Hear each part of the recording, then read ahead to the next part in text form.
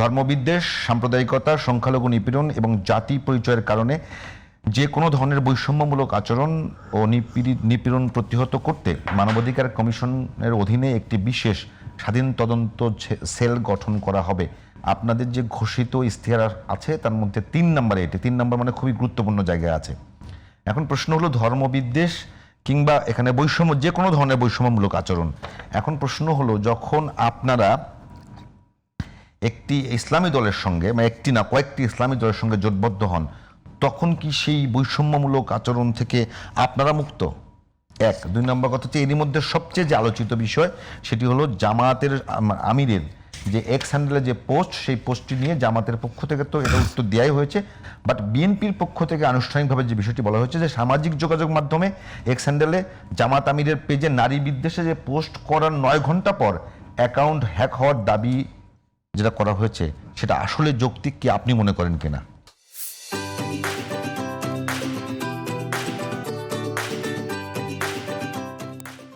আমি জামাতের আমিরের ফেসবুক আপনার টুইটার অ্যাকাউন্ট নিয়ে আগে উত্তরটা দিই। দেখেন, জামাত যখন বিকেল 5টা বাজে যখন জামাতের আমিরের টুইটারটি হ্যাক করা হয়, এর 10 মিনিটের মাথায় কিন্তু ওরা এটা রিকভারি করে ফেলে। রিকভারি করার পরেই কিন্তু ওরা সাথে সাথে কিন্তু এটা মানে নোটিস করে দেয় এটা হ্যাক হয়েছে।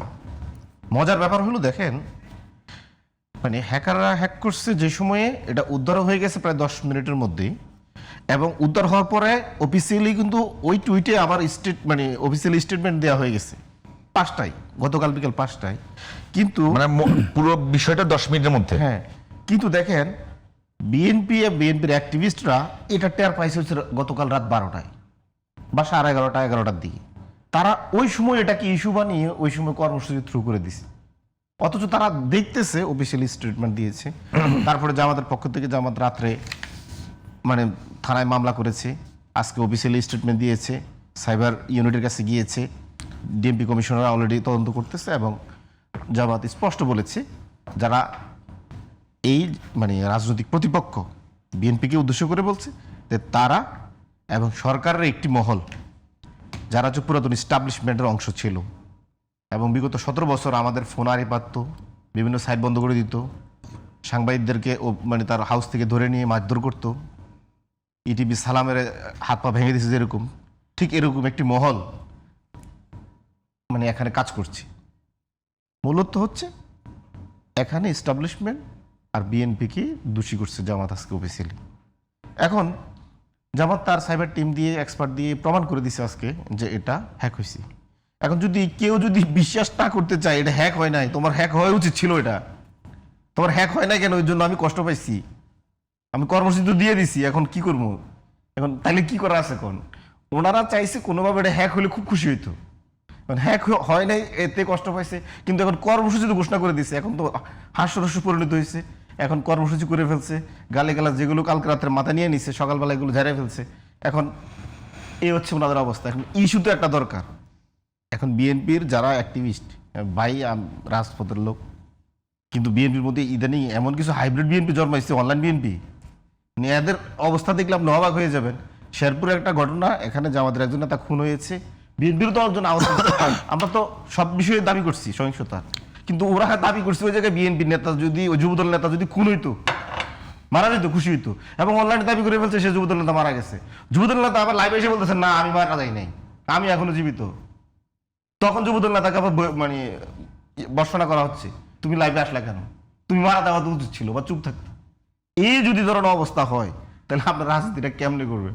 এখানে তো আসলে রাজনীতি কোনো নাই। বরং আমি মনে করি বিএনপির এটা, যারা বিএনপির পলিসি মেকার তাদের এটা বোঝা উচিত এটা রাজনৈতিক দেউলিয়াপনা কিনা, বা এই অনলাইন ছাপড়ি মার্কা কিছু অনলাইনে মানে অ্যাক্টিভিস্ট দ্বারা বিএনপির কোনো আসলে জনপ্রিয়তা ধস নামছে কিনা, এটা ব্যাপকভাবে ভাবা উচিত। কিন্তু কারণ এখানে 1 ঘন্টা যে পরিমাণ আপনার প্রভাকাটার কারণে দলীয় ক্ষতি হয় এটা কল্পনা করা যাচ্ছে না।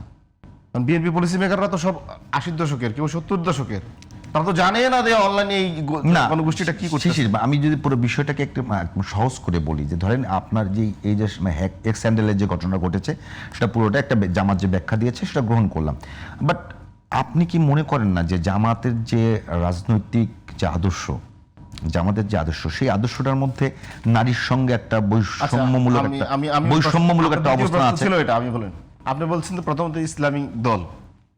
দেখেন, ইসলাম হচ্ছে শান্তির ধর্ম, আমাদের সকলের শান্তির ধর্ম। আমি তো মনে করি যে জামাত একটা ইসলামিক দল। এখন যারা ইসলাম পালন করে তারা সবাই ইসলামিক। আমরা যারা, আপনিও ইসলামিক, আপনি ধর্ম পালন করেন, আমিও ইসলামিক, ভাইও ইসলামিক।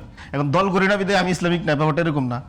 ইসলামিক দল না করলে কেউ ইসলামিক হবে এরকম না। তাই ইসলাম কি? ইসলাম তো আমাদের সকলকে শান্তি শেখায়। কেউ যদি ইসলামিক দল দিয়ে আরো বেশি শান্তি করতে, মানে শান্তি স্থাপন করতে চায় বা সমাজে শান্তি দিতে চায়, আমি তো মনে করি এটা ভালো। এখন ইসলামিক দল তো নিঃসন্দেহে, আপনি যদি ইসলাম বিশ্বাস করেন, ইসলাম যদি শান্তি দেয় এটা বিশ্বাস করেন, পূর্ণাঙ্গ জীবন বিধান বিশ্বাস করেন, তাহলে আপনি ইসলামকে খারাপ বলার সুযোগ নেই। ইসলাম কি চাই? সমতার বিধান চাই। ইসলাম নারী সমতা অবশ্যই নিশ্চিত করছে। কোরআনে যে নারী সমতা দিয়েছে, ইসলাম তো এগুলোই মানে বলে। তো ইসলামী দল তো সেগুলোই বলবে। এখন তাহলে আপনি কি বলবেন কোরআনে কি নারী সমতা দেয় নাই, বা আল্লাহ পাক নারী সমতা দেয় নাই? না, হঠাৎ করে এখন না, না, না, না, আমি যদি বলি যে এই যে নারীর সমতা বলেন, ইসলামের যতগুলো শান্তির কথা বলেন, এগুলো কি আসলে নির্দিষ্ট একটা দলের দায়িত্ব এটাকে ইমপ্লিমেন্ট করবে, আর নাকি সব মুসলমানের দায়িত্ব? হ্যাঁ, সব মুসলমানের দায়িত্ব। এখন দায়িত্ব জন কেউ পালন করে না, কেউ স্পেসিফিকলি চেষ্টা করছে একটা ইসলামী দল করে দায়িত্বগুলো আরো বেশি পালন করার জন্য। মানে অন্যরা কম কম পালন করি আমরা। মানে ইসলাম নিজেই কি একটা দল না, নাকি এর সাথে ইসলাম রাজনৈতিক দল করে আমি আপনাকে বলি, এখন আপনি তো ইসলাম মানে কায়েম করতেছেন না, বা আপনি দলীয়ভাবে চিন্তা করতেছেন না আমি ইসলাম ব্যক্তি পর্যায়ে মানবো, কিন্তু রাষ্ট্রীয় পর্যায়ে বা আমার অন্য অন্য যে এইসব জায়গায় ইসলাম আমি বাধ্যতামূলক মনে করি না। এখন কেউ যদি মনে করে যে না, ইসলাম আমি পুরোটাই মানবো এবং সবাইকে চেষ্টা করবো এই ইসলামের এই শান্তির মধ্যে আসার জন্য, তাহলে তাকে বাধাও তো দিতে পারেন না। বাধার অধিকারও তো আপনার নাই। তার মানে আমি যদি আপনাদের ইস্তেহারের 3 নম্বর ধারাটা যদি বলি, 3 নম্বরে যেটা বলছেন বৈষম্যমূলক আচরণ বা নিপীড়নের প্রতিহত করতে আপনারা যে আপনারা যে চিন্তা ভাবনাটা করেছেন, সেটা কোনো ইসলামী দলের সঙ্গে গেলে সেটা কোনো ব্যর্থ হয় না। এটা ব্যর্থ হবে কিনা, বরং এটা ইসলামের সাথে আরো সামঞ্জস্য। কিভাবে সামঞ্জস্য আমি বলি, হুজুর পাক সাল্লাল্লাহু আলাইহি ওয়াসাল্লাম মদিনায় গিয়ে যে আপনার সিটি স্টেট মদিনা গঠন করে, আপনি দেখেন তো ওই সিটি স্টেট মদিনা 17টা ধারার মধ্যে, মদিনা সনদের মধ্যে কিভাবে আপনার এখানে সংখ্যালঘুদের মানে আপনার অধিকার, নারীর অধিকার, মানে তারপর হচ্ছে এই যে সাবলটানদের অধিকার নিশ্চিত করছে। এগুলো কি ইসলামের বিধান না? এগুলো তো অধিকার।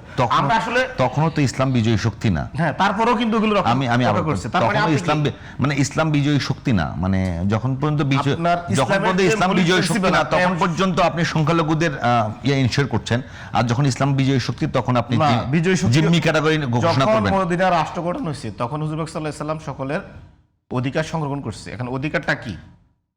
ইকুয়ালাইজেশন, ইনসাফের অধিকার বা সমতার অধিকার। এখন আমরা তো এখানে যে ধারাগুলো দিলাম, এগুলো আপনি দেখেন ইসলামের সাথে তো আরো বেশি মিলে, এবং আমরা সমতা চাইছি এখানে। মানে আমি শুধু বোঝার জন্য বলতেছি যে যখন পর্যন্ত মদিনায় ছিলেন, মানে তখন পর্যন্ত ধরে নেওয়া হয় যে সেটা ইন্টারিম পিরিয়ড, সবার সঙ্গে একটা চুক্তি করে ওখানে বসবাস করা। প্রশ্ন যখন মক্কা বিজয় হয়ে গেল তখন ইসলাম বিজয়ী শক্তি, তারপরে তো সংখ্যালঘুদেরকে জিম্মি ঘোষণা করা হলো। আচ্ছা, আপনার কিছু না, জিম্মি নেগেটিভ শব্দ বলছি না, কিন্তু আপনি কি মনে করেন যে ইসলাম বিজয়ী হওয়ার পরে মক্কায় যারা অমুসলিম ছিল তাদের অধিকার হরণ করা? আমি কি মনে করি ডাজন্ট ম্যাটার, বা আপনার পৃথিবীর কোনো ঐতিহাসিক মানে ইতিহাসবেত্তা এটা প্রমাণ করতে পারবে? ইসলাম তো শুধু মুসলমান না, সারা পৃথিবীর মানুষের অধিকার, ইনসাফ এবং সমতা নিশ্চিত করার জন্য ইসলাম পৃথিবীতে আসছে। এবং ইসলাম শুধু মানুষ না, অন্যান্য মাখলুকেরও অধিকার নিশ্চিত করে, যেটা আমাদেরকে ইসলামের মৌলিক শিক্ষা। তাহলে আপনি কখনো বলতে পারবেন না মক্কা ইসলাম জয়ী হওয়ার পরে অন্য ধর্মাবলম্বীদের অধিকার খর্ব হয়েছে। হ্যাঁ, এটা কারা দাবি করে? যারা ইসলামের বিরোধী শক্তি। না, আমি জানার জন্য বলতেছি যে মানে ওই রাষ্ট্রে কি কোনো সংখ্যালঘুর রাষ্ট্রপ্রধান হওয়া বা বড় পদে যাওয়ার সুযোগ ছিল কিনা? এখন এই জায়গায় হচ্ছে আপনার মূল জিনিস। আপনি যদি ধরেন ইসলামী রাজনীতি করেন, তাহলে আপনার ওই প্রিন্সিপালগুলো আপনি মানতে হবে। এখন আমার পার্টি এনসিপির দরজা হচ্ছে সকলের জন্য উন্মুক্ত, কিন্তু আমরা ইসলামী যে বিধানগুলো রয়েছে এগুলোর সাথে আমরা সাংঘর্ষিক যেতে চাই না। আমরা এত রিজিড না, আমাদের একটু ফ্লেক্সিবিলিটি আছে। আমাদের দলে যদি কেউ চায় যে এই দলের প্রধান একজন নারী হবে, আমরা মুক্ত করে দিছি।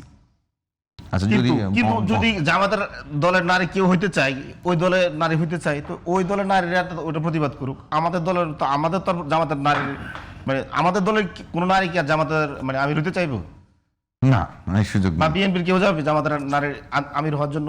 তা আমার কথা হচ্ছে আপনি আসলে আপনার কতটুকু অধিকার নিশ্চিত করছেন।